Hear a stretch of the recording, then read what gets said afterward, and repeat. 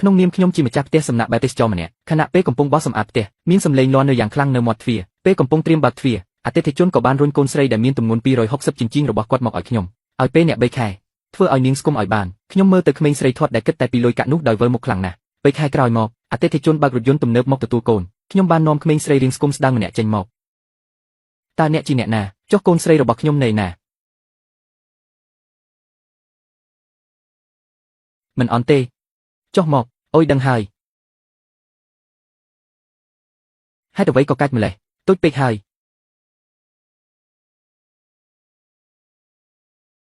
ខ្ញុំត្រកូលស៊ូឈ្មោះស៊ូចឹងយ៉ាងកូនស្រីរបស់ខ្ញុំឈ្មោះស៊ូឈីងកន្លែងរបស់ខ្ញុំមិនមែនជាមណ្ឌលមើលថែក្មេងទេខ្ញុំដឹងហើយក្នុងនេះមានលុយកក់ចំនួន 100000 ពេលខែខ្ញុំមានសំណូមពរតែមួយគត់ឲ្យនាងស្រកទម្ងន់30 នាលេបន្ទាប់ពីការងារបានសម្រេចខ្ញុំនឹងឲ្យអ្នកកំភៃមិនទៀត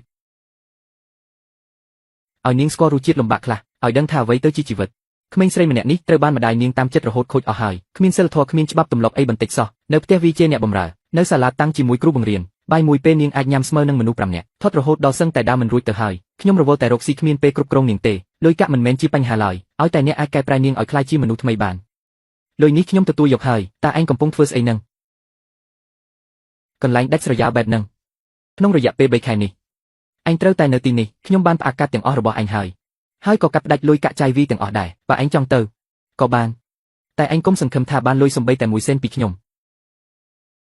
ប្រគល់មនុស្សឲ្យអ្នកហើយមិនបាច់យកយល់ឲ្យមុខមាត់ខ្ញុំទេគួរវីក៏វីគួរជេរក៏ជេរឲ្យតែមិនស្លាប់មនុស្សស្រេចតែលោកចង់ធ្វើបាបចុះ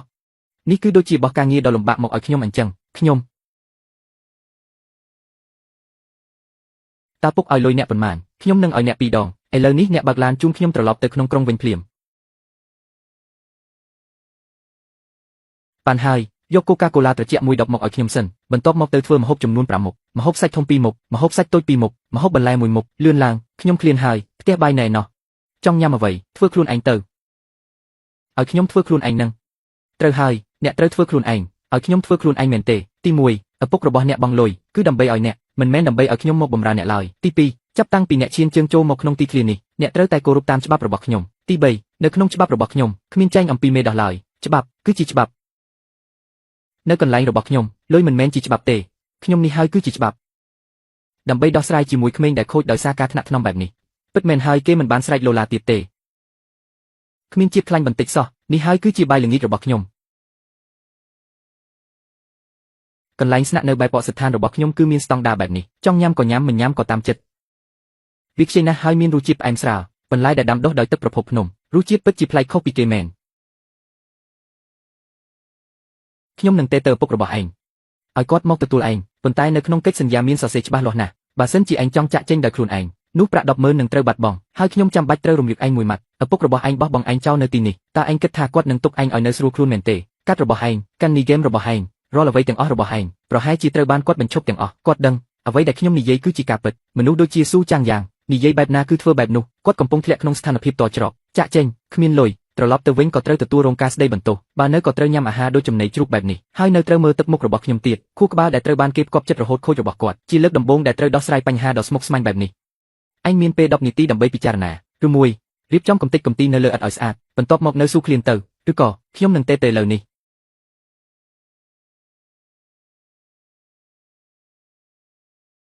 ខ្ញុំដឹងសង្គ្រាមមួយនេះទើបតែចាប់ផ្ដើមប៉ុណ្ណោះអាហារពេលល្ងាចគាត់នឹងមិនញ៉ាំទេចុះស្អែកវិញចុះខាន់ស្អែកវិញខ្ញុំចង់ដឹងណាស់ថាតើគាត់អាចទ្រាំបានយូរប៉ុណ្ណាស៊ូឈីងបានបង្ខាំងខ្លួនឯងនៅក្នុងបន្ទប់ពេញមួយរសៀលមិនព្រមចេញមកក្រៅទេខ្ញុំស្មានថាគាត់កំពុងកាយរកនំចំណីហើយដំឡូងបារាំងបំពងនិងនំប៊ីស្គីទាំងអស់ត្រូវបានខ្ញុំរឹបអូសអស់ហើយចំពោះការកុម្ម៉ង់អាហារតាមអនឡាញវិញនៅក្នុងព្រៃជ្រៅបែបនេះសូម្បីតែសេវាទូរស័ព្ទក៏ពិបាករកដែរកម្មវិធីកុម្ម៉ង់អាហារបើកមកគឺនៅតែស្អាតប៉ុន្តែស៊ូជឹងយ៉ាងច្បាស់ជាមិនឲ្យគាត់បានដូចបំណងឡើយបើមិនអញ្ចឹងទេគាត់ប្រហែលជាបោកទ្វារចេញទៅបាត់តាំងពីយូរហើយខ្ញុំអាចដឹងថាគាត់កំពុងលួចមើលគាត់កំពុងរងចាំខ្ញុំលើកបាយទៅឲ្យគាត់ឬក៏អញ្ជើញគាត់ចេញមកហូបបាយគួរឲ្យស្ដាយខ្ញុំមិនបានធ្វើទាំងពីរយ៉ាងហ្នឹងទេច្បាស់ណាស់ថាគាត់ឃ្លានហើយតាំងពីថ្ងៃត្រង់រហូតមកដល់ពេលនេះគាត់មិនទាន់មានបាយមួយគ្រាប់ចូលពោះទេណែណាត្រជាក់អស់ហើយពេលថ្ងៃត្រង់អ្នកធ្វើឲ្យបាយចានហើយប្រាប់ថាមិនហូបខ្ញុំស្មានថាបាយល្ងាចអ្នកក៏មិនហូបដែរ អស់ហើយគ្រឿងផ្សំគឺគិតតាមចំនួនមនុស្សធ្វើរួចរាល់គឺអស់ហើយវានឹងមិនដូច្នោះទេចាប់ពីថ្ងៃស្អែកទៅពួកយើងនឹងអនុវត្តច្បាប់ថ្មីនៅទីនេះចង់ហូបបាយត្រូវធ្វើការសិនបាយព្រឹកបាយថ្ងៃត្រង់និងបាយល្ងាចសុទ្ធតែត្រូវបែងចែកទៅតាមបរិមាណការងារខុសគ្នាធ្វើការងាររួចរាល់នឹងមានបាយហូបបើធ្វើមិនរួចគឺត្រូវនៅឃ្លាននេះគឺជាច្បាប់របស់ខ្ញុំអ្នកមិនធ្វើការធ្ងន់នឹងមិនទទួលបានអ្វីឡើយ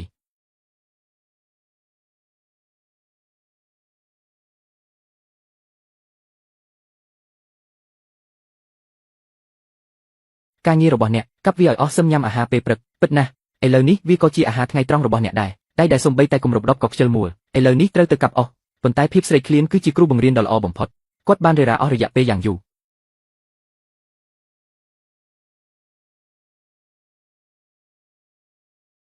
រួចរាល់ហើយសន្សំទាញវាមកបើកាប់មិនរួចរាល់មុនអាហារថ្ងៃត្រង់អាហារពេលល្ងាចនឹងត្រូវធ្វើការផ្សេងបន្ថែមទៀតស៊ូឈីងការកាប់អស់លើកដំបូងគឺជាមហន្តរាយមួយការស្រមើស្រមៃរបស់គាត់គឺសម្បូរបែបណាស់ហត់ហើយមែនទេហត់គឺត្រឹមត្រូវហើយវាបង្ហាញថាជាតិខ្លាញ់របស់អ្នកកំពុងដុតរំលាយខិតជិតទៅរកគោលដៅស្រកទម្ងន់30ចិនមួយជំហានទៀតហើយនេះជារឿងល្អនេះគឺជាអាហារថ្ងៃត្រង់របស់អ្នកសម្រាប់ថ្ងៃនេះហើយក៏ជាអាហារពេលល្ងាចរបស់អ្នកដែរប្រសិនបើអ្នកចង់មានអាហារពេលព្រឹកសម្រាប់ថ្ងៃស្អែកល្អបំផុតគឺក្រោកឈរឡើងឥឡូវនេះបន្តទៀតមើលមកខ្ញុំលាងបន្លែដែលស្រស់ឲ្យស្អាតមើលមកខ្ញុំដើរចូលទៅក្នុងផ្ទះបាយបង្កាត់ភ្លើងផ្លុំឲ្យផ្សែងហុយឡើងផ្លុំវាយ៉ាងលឿនក្លិនឈ្ងុយនៃអាហារភីចេញពីក្នុងផ្ទះបាយវាសាមញ្ញណាស់គឺគ្រាន់តែជាក្លិនបាយនិងឆាបន្លែបៃតងប៉ុណ្ណោះប៉ុន្តែសម្រាប់មនុស្សដែលកំពុងឃ្លានខ្លាំងវាមានភាពទាក់ទាញជាងអាហារឆ្ងាញ់គ្រប់យ៉ាងព្រោះខ្ញុំបានធ្វើការងារខ្ញុំបានស្រោចទឹកបេះបន្លែនិងបង្កាត់ភ្លើងខ្ញុំបានបញ្ចប់បរិមាណការងាររបស់ខ្ញុំហើយដូច្នេះខ្ញុំមានបាយហូបចុះអ្នកវិញតើអ្នកបានពុះអស់មួយដុំដែរឬទេ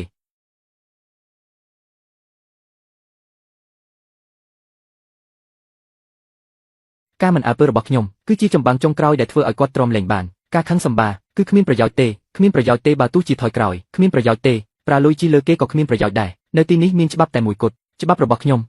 អ្នកមិនធ្វើការគឺមិនត្រូវមានអាហារញ៉ាំឡើយទោះបីជាមិនទាន់ពុះដាច់ទាំងស្រុងក៏ដោយប៉ុន្តែនេះគឺជាការរីកចម្រើនយ៉ាងខ្លាំងគេធ្វើបានសម្រេចហើយក្នុងខ្សែភ្នែករបស់គេបង្កប់ដោយភាពអួតអាងនិងភាពអាក់អន់ចិត្តបន្តិចបន្តួចដូចជាក្មេងដែលទីបំផុតទទួលបានការសរសើរពីគ្រូល្អណាស់ពុះ9ដុំទៀតទើបអាចមកញ៉ាំបាយបានចុងក្រោយស៊ូឈីនក៏បានញ៉ាំបាយដែរបន្ទាប់ពីគេបានពុះឈើអស់10ដុំនិងមានពងបែកចំនួន2គ្រាប់ពេលនេះគឺម៉ោង3រសៀលទៅហើយបាយមួយពេលនេះគឺជាបាយថ្ងៃត្រង់របស់គេផងហើយក៏ចាត់ទុកជាបាយល្ងាចមុនពេលកំណត់ផងដែរគេឃ្លានខ្លាំងណាស់រសជាតិបាយសម្រូបគឺគ្រើមខ្លាំងណាស់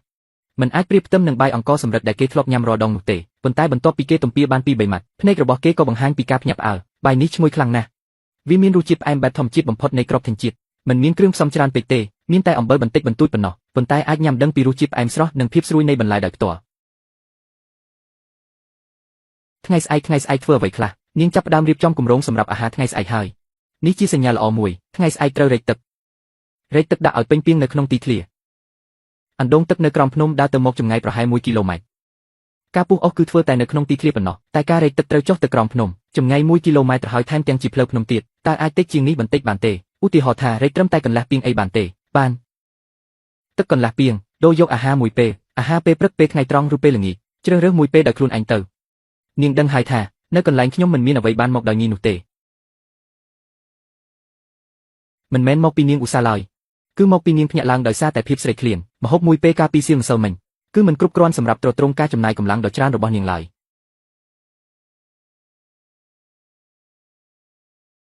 មិនមែនមកពីមិនបារម្ភនោះទេគឺខ្លាចនាងរមៀលធ្លាក់ចុះពីលើភ្នំ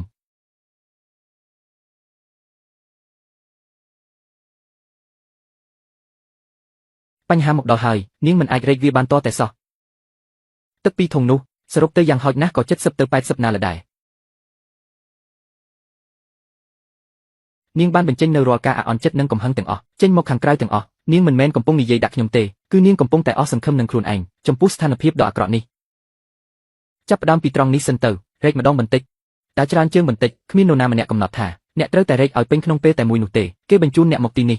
មិនមែនដោយសារគេមិនចង់បានអ្នកនោះទេគឺចង់ឲ្យអ្នកចេះរៀនសូត្រពីរបៀបក្រោកឈរដោយខ្លួនឯងក្រោកឈរឡើងស៊ូឈីងរែកទឹកត្រឡប់ទៅវិញដើម្បីធ្វើអាហារពេលព្រឹកអ្នក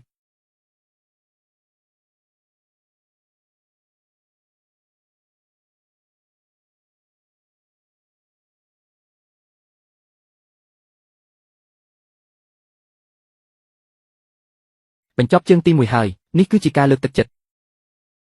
ក្នុងមួយជីវិតរបស់នាងមិនដែលធ្លាប់មានអារម្មណ៍ថាបបរមីមួយចានឆ្ងាញ់ដល់ថ្នាក់នេះទេនំប៉័ងចំហុយមួយគ្រាប់មានក្លិនក្រអូបយ៉ាងនេះរហូតដល់ដងវាឲ្យពេញនេះគឺជាការងារពេញមួយថ្ងៃរបស់អ្នកដងវាឲ្យពេញទៅអាហារពីរពេលដែលនៅសល់របស់អ្នកថ្ងៃនេះនឹងមានទាំងអស់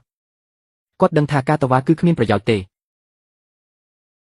ដើរទៅដើរមកមួយជើងហើយមួយជើងទៀតតាំងពីព្រលឹមរហូតដល់ព្រលប់ខ្ញុំមិនបានទៅជួយគាត់ទេហើយក៏មិនបានជំរុញដែរខ្ញុំគ្រាន់តែនៅក្នុងទីធ្លាផ្ទះធ្វើកិច្ចការផ្ទាល់ខ្លួនរបស់ខ្ញុំធ្វើការងារផ្ទះបាយស្រោចទឹកនិងជួសជុលរបងសត្វខ្ញុំធ្វើការច្រើនជាងគាត់ធ្ងន់ជាងគាត់ប៉ុន្តែខ្ញុំមិនដែលរអ៊ូទំឡើយអ្វីដែលខ្ញុំញ៉ាំក៏សាមញ្ញដូចជាគាត់ដែរ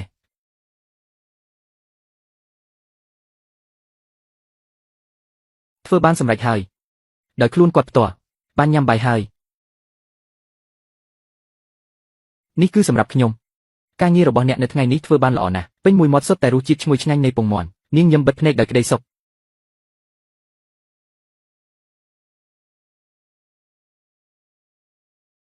នាងដឹងថាអាហារពេលព្រឹកថ្ងៃនេះគឺមានរួចរាល់ហើយ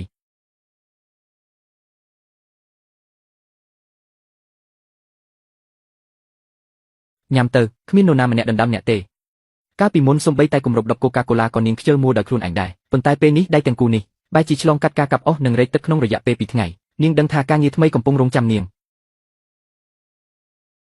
ថ្ងៃនេះធ្វើអ្វីខ្លះធ្វើម្ហូបខ្ញុំប្រាប់អ្នកថាចាប់ពីថ្ងៃនេះទៅអាហារសម្រាប់ពួកយើងទាំងពីរនាក់គឺអ្នកជាអ្នកធ្វើតើអាហារថ្ងៃត្រង់ចង់ញ៉ាំអ្វីវាអាស្រ័យលើអ្វីដែលឯងអាចរៀនបានរឿងទាំងអស់នេះសម្រាប់ស៊ូឈិនគឺជាទិដ្ឋភាពនៃពិភពលោកផ្សេងមួយទៀតតើឯងចង់ញ៉ាំអ្វីសាច់ជ្រូកខ្វៃឆ្អឹងជំនីជ្រូកជូរអែមស្លាបមាន់កូកាឡាបង្កងបំពងឈប់គឺស្មៅទាំងនេះទៀតហើយនៅទីនេះមិនមានរបស់ទាំងនេះទេពេញប៉ោះនិងត្រប់ត្រសក់និងទេសភ្លោកមិនចូលចិត្តញ៉ាំទេក៏បានអត់បាយទៅបើអញ្ចឹងឆាពេញប៉ោះជាមួយពងមាន់ទៅចុះបានឯងជាអ្នកធ្វើចាប់ផ្ដើមពីការលាងបន្លែនិងវីពងមាន់សិន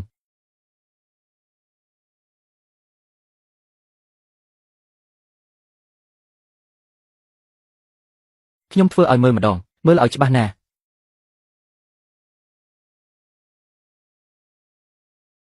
ដល់វេនអញហើយលើកនេះទោះបីជាវានៅតែដេប៉ដប់ប៉ុន្តែសម្ពកសុទ្ធបានប្រេះបែកយ៉ាងល្មមគាត់បានជោគជ័យហើយខ្ញុំខ្លាចណាស់ធ្វើតាមអ្វីដែលខ្ញុំប្រាប់ដៃឆ្វេងសង្កត់លើពេញប៉ោះក្តាប់ម្រាមដៃចូលប្រើកន្លាក់ម្រាមដៃទប់មុខកាំបិតដៃស្ដាំកាន់កាំបិតហាន់ចុះយឺត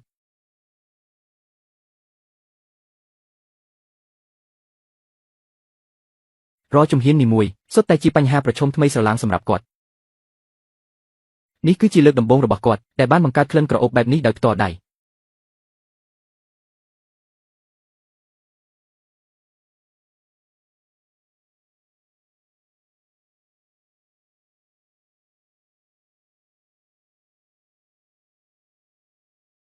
ថ្ងៃស្អែកខ្ញុំចង់រៀនឆាបន្លែបៃតងចំណង់ចំណូលចិត្តក្នុងការធ្វើម្ហូបរបស់ស៊ូឈៀងលើសពីការស្មានរបស់ខ្ញុំទៅទៀតប្រហែលមកពីនេះជាអ្វីដែលគាត់មាននៅទីនេះតែមួយគត់ដែលអាចគ្រប់គ្រងដោយខ្លួនឯងបានហើយក៏ជាអ្វីដែលអាចទទួលបានលទ្ធផលភ្លាមដែរការពុះអស់នឹងដងទឹកនាំមកនៅការធានានៅការរស់នៅជាមូលដ្ឋានបំផុតចំណែកការរៀនធ្វើម្ហូបថ្មីមួយមុខបែរជាផ្ដល់នូវរសជាតិឆ្ងាញ់និងអារម្មណ៍ជោគជ័យពិតប្រាកដគាត់លែងត្អូញត្អែពីរឿងគ្រឿងផ្សំដែលដដែលទៀតហើយប៉ុន្តែចាប់ផ្ដើមសិក្សាស្រាវជ្រាវវិញតើធ្វើដូចម្តេចដើម្បីយកបន្លែដែលមានស្រាប់ប៉ុន្មានមុខមកធ្វើជាម្ហូបប្លែក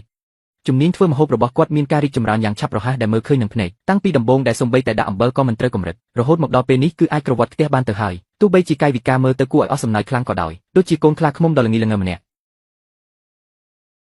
បរិមាណទឹកដែលដងជារៀងរាល់ថ្ងៃគឺច្រើនជាងកាលពីថ្ងៃមុនបន្តិចដែលពុះរៀងរាល់ថ្ងៃគឺរៀបរយជាងកាលពីថ្ងៃមុនការងារប្រចាំថ្ងៃនៅក្នុងទីធ្លាផ្ទះនាងក៏បានសាំនឹងវាហើយដែរពុះអស់ដងទឹកឲ្យចំណីមន់ដាំបន្លែមិនចាំបាច់ឲ្យខ្ញុំដាស់តឿនទៀតទេរាងកាយរបស់នាងក៏កំពុងតែផ្លាស់ប្ដូរដោយស្ងៀមស្ងាត់ផងដែរនាងលែងជាកូនក្រមុំអ្នកមានដែលមានសាច់សឹកខ្ចីនិងត្រលុកត្រលន់ម្នាក់នោះទៀតហើយតែនាងកាន់តែដូចជាក្មេងស្រីជនបទដ៏រហ័សរហួនម្នាក់នោះគឺជាមានតែតាមរយៈការធ្វើពលកម្មយ៉ាងស្រាក់ស្រាំប៉ុណ្ណោះទើបអាចបណ្ដុះបាននៅអាកប្បកិរិយាបែបនេះហេតុអ្វីបានជារស់នៅទីនេះម្នាក់ឯងនៅក្នុងក្រុងមានភាពអ៊ូអរខ្លាំងណាស់ខ្ញុំចង់រកកន្លែងមួយអាចជាសូស្នូចង្វាក់បេះដូងរបស់ខ្លួនឯងចុះពីមុនតើអ្នកធ្វើការអ្វីដែរធ្វើជំនួញដូចឪពុករបស់អ្នកដែរចុះហេតុអ្វីបានជាអ្នកព្រោះរកលុយបានគ្រប់គ្រាន់